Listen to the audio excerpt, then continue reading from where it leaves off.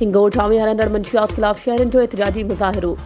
एहतजाज कंदड़नि मीडिया सां ॻाल्हाईंदे इल्ज़ाम हणंदे चयो त हिंगोर दाया मुहल्ला समेत शहर जे अक्सर मुहल्लनि में चर्स हीरोइन समेत मंशियात जा अॾा हली रहिया आहिनि, जंहिंसां असांजो नौजवान नसल तबाह थी रहियो आहे।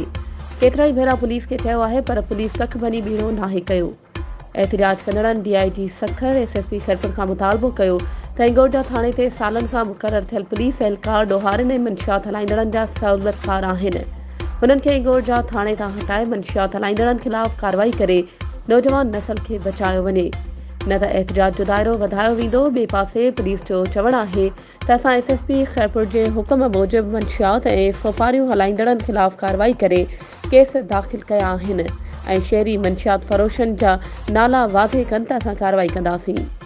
वधीक ख़बरुनि ऐं अपडेट्स जे लाइ असांजे चैनल खे सब्सक्राइब कयो ऐं हा, बेल आइकन खे प्रेस करणु न विसारिजो त जीअं असांजी हर नई अचण वारी वीडियो तव्हां ताईं पहुची